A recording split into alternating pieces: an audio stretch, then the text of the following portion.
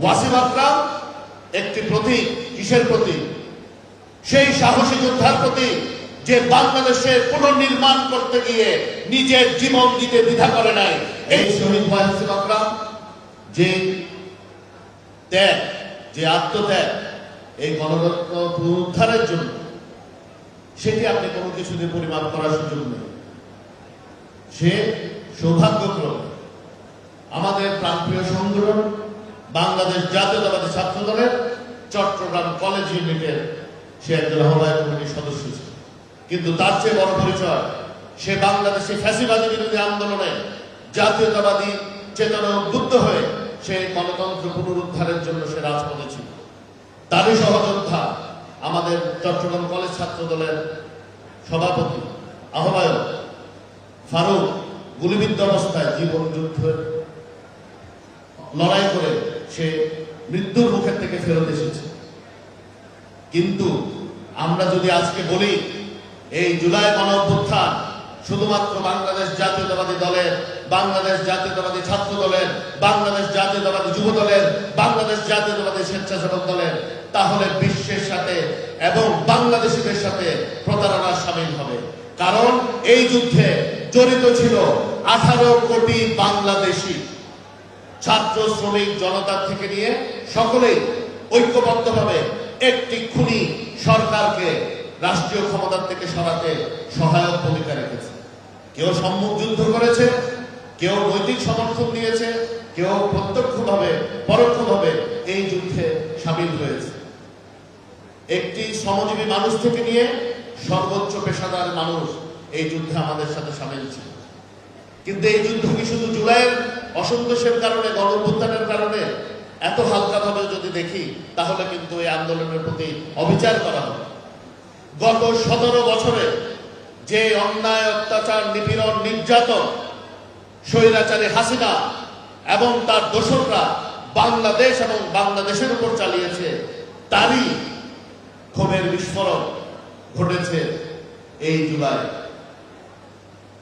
এই গত 17 বছরে শত শত হাজার হাজার লক্ষ লক্ষ মায়ের বুক খালি হয়েছে, গুম খুনের শিকার হয়েছে আমাদের এই সংসদে বসে থাকা অনেক সংসদ সদস্য সহ আমাদের অনেক দলীয় এবং নির্দলীয় ভাইয়েরা বোনেরা। লক্ষ লক্ষ মামলার শিকার হয়েছে এখানে উপস্থিত অল্প সকলেই। যারা এই যুদ্ধে প্রত্যক্ষভাবে জড়িত ছিলেন না, আজকে আমার আবেগ বোঝা তাদের জন্য কষ্টকর হবে। যারা রাজপথে 17 বছর ধরে একটি দানবের বিরুদ্ধে লড়াই করেছে, তারাই বুঝবে কেন আমি আজকে শোক সভা বলতে নারাজ, কেন আমি এটাকে সাধারণ সভা বলতে নারাজ। ওয়াসিম আকরাম একটি প্রতীক। কিসের প্রতীক? সেই সাহসী যোদ্ধার প্রতীক যে বাংলাদেশের পুনর্নির্মাণ করতে গিয়ে নিজের জীবন দিতে দ্বিধা করে নাই। এটি আমাদের নেতা শহীদ রাষ্ট্রপতি জিয়াউর রহমানের দল, বাংলাদেশ জাতীয়তাবাদী দলের আদর্শ। বন্ধুগণ, আজকে জুলাই সনদ নিয়ে অনেক ধরনের কথা শুনি। বন্ধুগণ, সংসদে যেদিন জুলাই সনদ নিয়ে আলাপ আলোচনা শুরু হয়েছিল, সৌভাগ্যক্রমে সেই বক্তব্য শুরুটা আমি করেছিলাম। একটা কথা বলেছিলাম, জাতির সামনে সংসদের দক্ষিণ প্লাজায় যে জুলাই সনদ স্বাক্ষর করেছে বাংলাদেশ জাতীয়তাবাদী দল, সেই জুলাই সনদের প্রতিটি শর্ত বাস্তবায়ন করতে আমার দল, বাংলাদেশ জাতীয়তাবাদী দল এবং আমাদের মাননীয় প্রধানমন্ত্রী দেশ নায়ক তারেক রহমান প্রতিজ্ঞাবদ্ধ। এই কথার কোনো বিচ্যুতি হয় নাই। তারা পরবর্তীতে প্রতারণার মাধ্যমে একটি নতুন দলের সৃষ্টি করে, যেখানে বলে সংবিধান সংস্কার সহ জুলাই সনদ বাস্তবায়নের একটি আদেশ জারি করে, যেটিতে কোনোভাবেই বাংলাদেশ জাতীয়তাবাদী দল এটার অংশ ছিল না। এবং মূল যেটা জুলাই সনদ, সেখানে যে নোট অফ ডিসেন্টের বিষয়গুলো উল্লেখিত আছে, যেটা এখনো রাষ্ট্রীয় দলিল, সেটাতেও কিন্তু নতুন যে ওনারা পরে স্বাক্ষর করলেন সেটাতেও নেই। তাহলে যে রাজনৈতিক দল জুলাই সনদ স্বাক্ষর করেছে এবং সেখানে নোট অফ ডিসেন্ট অর্থাৎ মন্তব্যে পরিষ্কারভাবে লেখা আছে যেই দল নির্বাচনী ম্যানিফেস্টোতে পরিষ্কারভাবে উল্লেখ করবে যে উনি কোনটাতে বিরোধিতা করছে, যদি নির্বাচনের মাধ্যমে জনগণ সেই দলের পক্ষে রায় দেয় তাহলে সেটি জুলাই সনদ হিসেবে বাস্তবায়িত হবে। তাহলে এবার প্রশ্ন, 12ই ফেব্রুয়ারি 2026-এ আমাদেরকে কি জনগণ গ্রহণ করেছে? করেছে।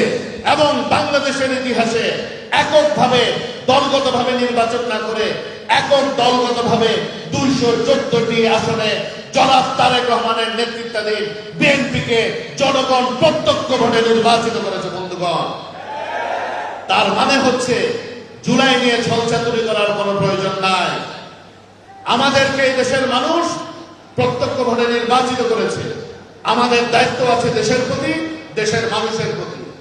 71-এ যেভাবে আমাদের দলের প্রতিষ্ঠাতা শহীদ রাষ্ট্রপতি জিয়া রহমান দেশের প্রতি কমিটমেন্ট পালন করেছেন, স্বাধীনতার ঘোষণা দিয়েছেন এবং রণাঙ্গনে মুক্তিযুদ্ধের মাধ্যমে সেক্টর কমান্ডার হিসেবে দেশের স্বাধীনতা এনে দিয়েছেন, যেভাবে উনি 1975 সালে একটি ডুবে যাওয়া দেশকে আবার সিপাহী জনতার বিপ্লবের মাধ্যমে যখন ওনাকে জনগণ রাষ্ট্রের দায়িত্বভার বুঝিয়ে দিয়েছে, যেভাবে উনি বাংলাদেশকে টেনে নিয়ে উঠেছেন, যেভাবে 9 বছর স্বৈরাচার বিরোধী আন্দোলনে আমাদের মাতৃতুল্য নেত্রী মরহুম দেশনেত্রী বেগম খালেদা জিয়া স্বৈরাচারের বিরুদ্ধে যুদ্ধ করে বাংলাদেশে আবার গণতন্ত্র প্রতিষ্ঠিত করেছেন, যেভাবে 111-এর এই অবৈধ সরকারের বিরুদ্ধে আপোষহীন থেকে যেভাবে উনি আবারও দেশে গণতন্ত্র ফেরত এনেছেন, যেভাবে এই সর্বশেষ ওনার বিরুদ্ধে অন্যায়ভাবে অবিচার করার পরেও উনি অসুস্থ অবস্থায় মৃত্যুবরণ করলেও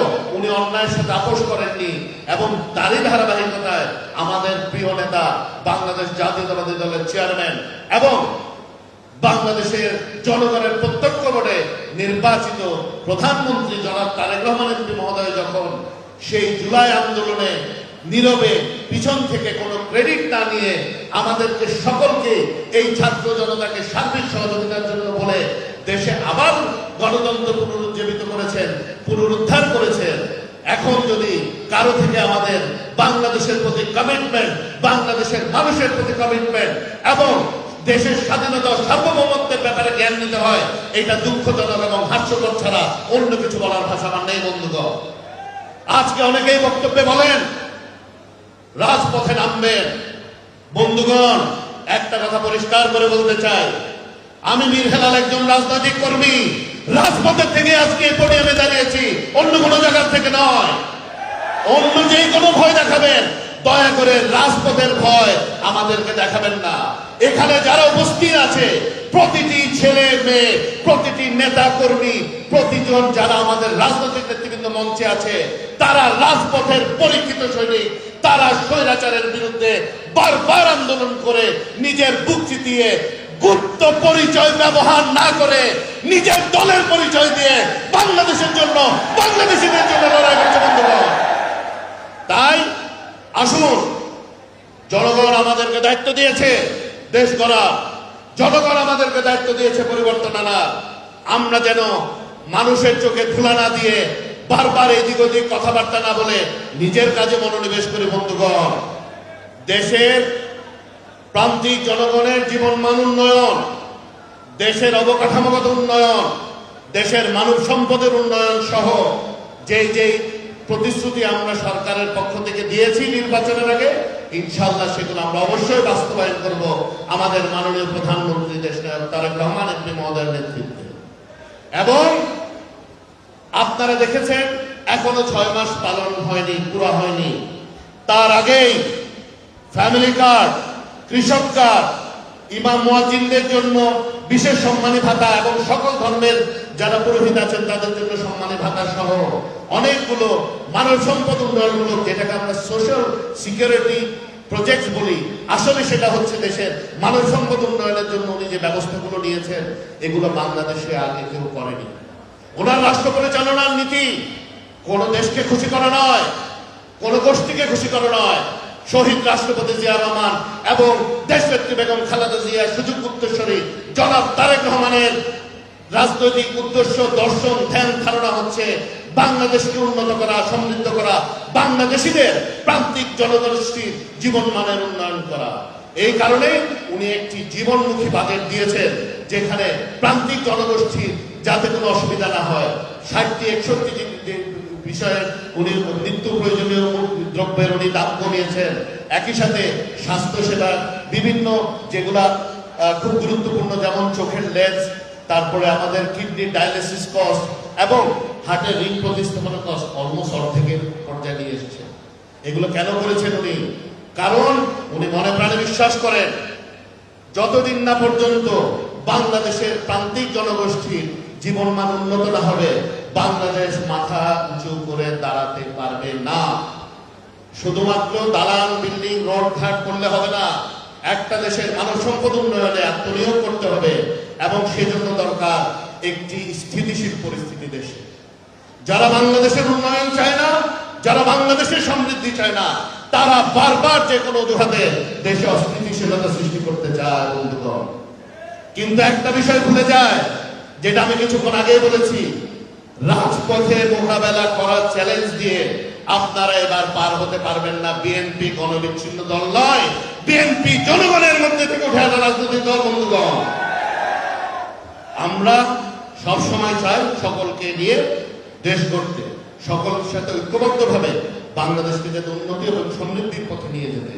আমরা চাই বাংলাদেশকে একটি স্বাধীন, সার্বভৌম, সমৃদ্ধশালী, আত্মনির্ভরশীল দেশ হিসেবে পৃথিবীর মানচিত্রে তুলে ধরতে। আসুন এই ধরনের অস্থিতিশীলতা সৃষ্টি করার থেকে বিরত থাকি। জনগণের ম্যান্ডেট যে বিএনপিকে 5 বছরের জন্য দিয়েছে, এটা মাথায় নিয়ে এই 5 বছর যেন সরকারকে সার্বিক সহযোগিতা করেন দেশ গড়ার গল্পে। আমি আবারও আমার স্নেহাস্পদ ভাই মাননীয় প্রতিমন্ত্রী, মুক্তিযোদ্ধা মন্ত্রণালয়কে আন্তরিক ধন্যবাদ জানাই। অত্যন্ত সুন্দর একটি অনুষ্ঠানের আয়োজন আপনি করেছেন। আপনাকে চট্টগ্রামের পক্ষ থেকে আন্তরিক ধন্যবাদ এবং অভিনন্দন জানাচ্ছি। একই সাথে আমি আন্তরিক ধন্যবাদ ও শুভেচ্ছা জানাচ্ছি আমার প্রিয় ছাত্র দলের ভাই বোনদেরকে। অত্যন্ত সুশৃঙ্খল ভাবে তোমরা 3 ঘন্টা যাবৎ এখানে বসেছো। এটাই প্রমাণ করে বাংলাদেশ জাতীয়তাবাদী দলের আদর্শে বিশ্বাসী যে কোনো সংগঠনই সব সময় একটা জিনিসই মনে ধারণ করে, সেটা হলো সবার আগে বাংলাদেশ। আল্লাহ হাফেজ। বাংলাদেশ জিন্দাবাদ। শহীদ জিয়া অমর হোক। দেশনেত্রী বেগম খালেদা জিয়া অমর হোক। প্রাণপ্রিয় নেতা তারেক রহমান জিন্দাবাদ।